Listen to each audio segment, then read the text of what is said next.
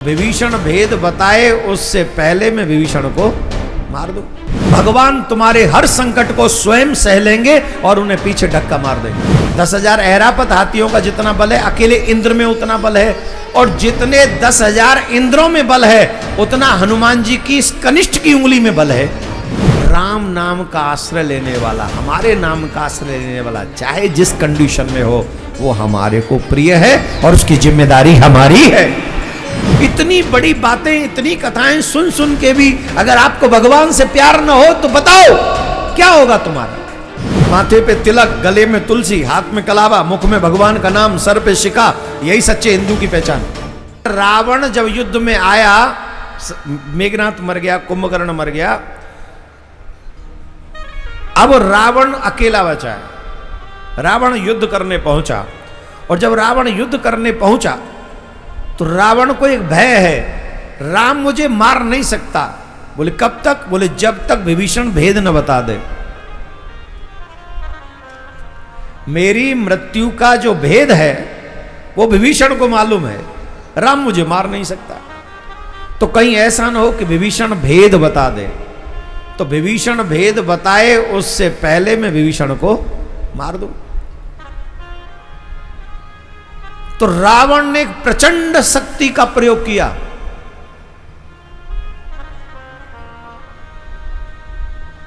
रावण ने एक प्रचंड शक्ति का प्रयोग किया विभीषण के ऊपर मारने के लिए। तो राम जी ने क्या किया? विभीषण को पीछे धक्का मार दिया और राम जी आगे आ गए और रावण की प्रचंड शक्ति को अपने सीने पे सहा, हृदय पे सहा।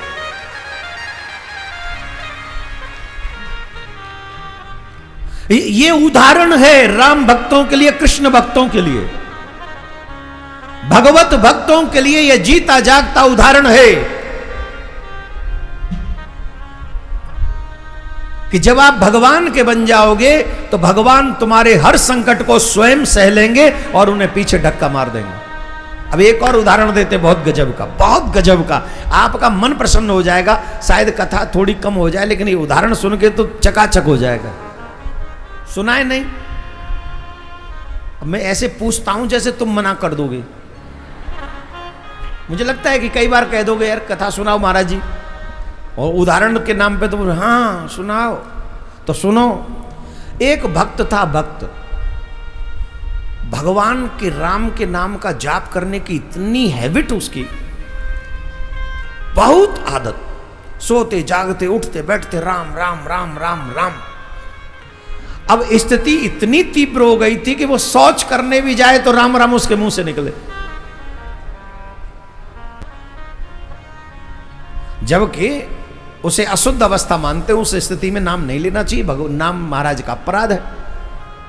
लेकिन वो अपने आप को कंट्रोल नहीं कर पाता था, उसके मुंह से निकलता ही निकलता था। तो एक बार वो शौच कर रहा था और उसके मुख से नाम निकले ही जा रहा था, तो वहीं से हनुमान जी जा रहे थे भगवान के दर्शन करने साकेत धाम, और हनुमान जी ने देखा राम नाम। तो भगवान हनुमान जी तो राम जी का नाम सुनने के बड़े रसिया हैं, इतने बड़े रसिया हैं, जहां कहीं भी कथा होती है सभी श्रोताओं से पहले हनुमान जी आ जाते हैं।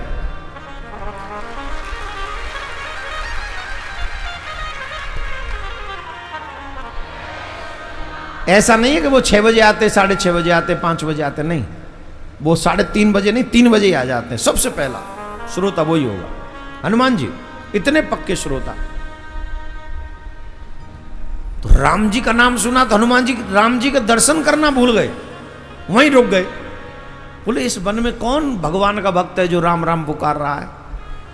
अब देखा तो वो अशौच अवस्था में। हनुमान जी को बड़ा क्रोध आया, अरे राम राम राम, इस अवस्था में ये भगवान का नाम ले रहा है, इसको शर्म नहीं आ रही? और हनुमान जी ने हल्का सा चरण का प्रहार कर दिया उसके ऊपर। इसे तो दंडनीय अपराध कर रहा है। हनुमान जी ऐसे करके साकेत धाम में गए, तो साकेत धाम में देखा कि भगवान का जो सिंहासन है वो रिक्त है, वहां भगवान नहीं है। लोगों से पूछा भगवान कहाँ हैं? बोले कि अंतःपुर में है, अंतःपुर में राम जी विश्राम कर रहे हैं। क्या हो गया? बोले पता नहीं, कुछ है, विश्राम कर रहे। तो हनुमान जी दौड़ कर गए, तो देखा वहां पर कुछ लोग राम जी की सेवा कर रहे हैं, राम जी करहा रहे हैं, राम जी कष्ट पा रहे हैं। तो हनुमान जी ने पूछा, प्रभु आपको क्या हो गया?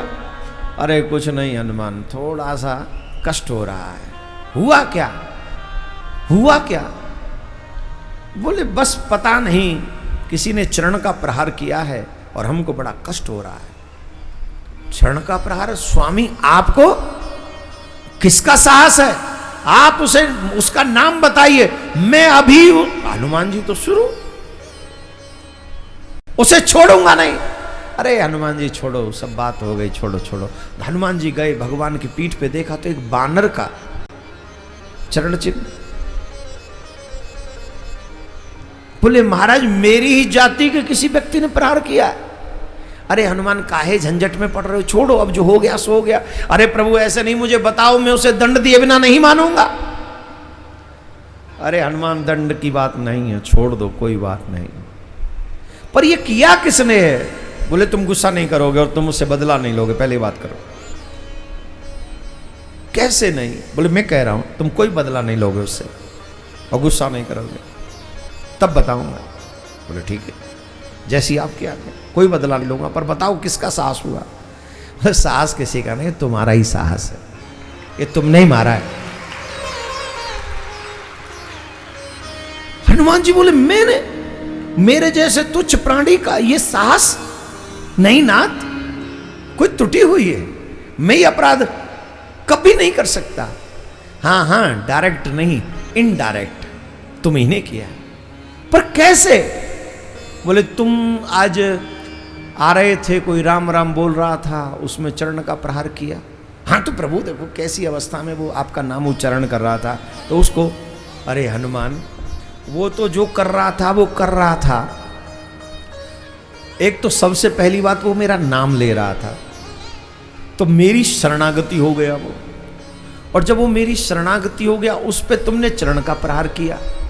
अब तुम जानते हो तुम्हारा बल कितना है, तुम जानते हो तुम्हारा बल कितना है। तुम्हारी हल्की सी मुष्टिका के प्रहार से, कितनी हल्की सी मुष्टिका के प्रहार से रावण धूल चाट गया था। अब बताओ हनुमान जी में कितना बल है, जानते हो? नहीं पता? 10,000 हाथियों में जितना बल है, उतना ऐरावत में अकेले में बल है। और जितना 10,000 हाथियों में बल है, उतना इंद्र में बल है। 10,000 ऐरावत हाथियों का जितना बल है, अकेले इंद्र में उतना बल है। और जितने 10,000 इंद्रों में बल है, उतना हनुमान जी की इस कनिष्ठ की उंगली में बल है। इस उंगली में इतना बल है जितना 10,000 इंद्रों में बल है। अब आप कल्पना करो, उस बल को वो बेचारा राम नाम जपने वाला कैसे बर्दाश्त करता। इसलिए तुलसीदास जी महाराज कहते हैं अतुलित बलधामम, कोई लिमिट नहीं है।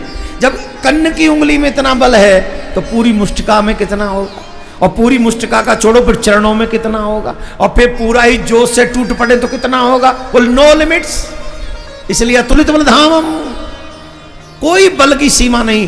तो राम जी बोले भैया हनुमान, वो दीन बेचारो राम नाम जप रहे हो, और वहां में तुम चरण मार दो, वहां को कहा बस तो जा मारे। जब तुमने चरण को प्रहार करो, तो मैंने अपनी पीठ वाके पीठ पे लगा दी,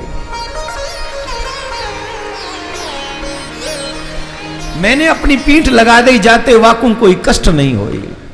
और जाए मारे चोट लग गई है हनुमान, बहुत ताकत है तो में भैया, बहुत ताकत है, दर्द कर रो, अभी तक दर्द कर रो। हनुमान जी रो पड़े, हे सरकार हमसे तो आज बहुत बड़ा अपराध हो गया, आपके भक्त पर चरण का प्रहार हो गया और आपको हमारे कारण इतना कष्ट हो गया। सरकार कोई तो दंड दे दीजिए। हनुमान जी को गले लगा लिया, नहीं तुम तो हमारे परम भक्त हो, तुम्हें हम दंड कैसे दे सकते हैं।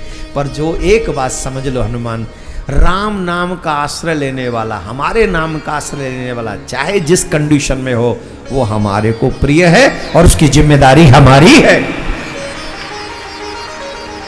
उसका दायित्व हमारा है। इतनी बड़ी बातें, इतनी कथाएं सुन सुन के भी अगर आपको भगवान से प्यार न हो, तो बताओ क्या होगा तुम्हारा। तुम अपने कल्याण करने की चिंता नहीं है तुम्हें, अपने कल्याण की चिंता करो। माथे पे किस किसने लगाना शुरू किया हमारे कहने से? हाथ ऊंचा करो जिसने शुरू किया। हाँ, माथे पे तिलक, गले में तुलसी, हाथ में कलावा, मुख में भगवान का नाम, सर पे शिका, यही सच्चे हिंदू की पहचान। बाकी के सिर्फ नाम के हिंदू हैं, ये काम के हिंदू नहीं। और ये काम के हिंदू जो नहीं है ना, उन्होंने ही सब मामला गर्क किया हुआ, इसीलिए हम लोगों की दुर्दशा हो रही।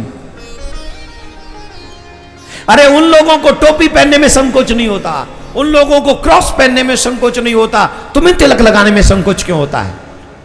और अब तो ज्यादा लगाओ तिलक, अब तो ज्यादा बांधो कलावा। क्यों? अब तो वो हमारा धर्म पूछ पूछ के हम पे गोली चलाते हैं। इतने तिलक लगाओ, इतना सिका रखो, इतने कलावा बांधो कि उनकी गोलियां कम पड़ जाए, लेकिन सनातनी अपने धर्म का प्रचार करने से पीछे ना हटे।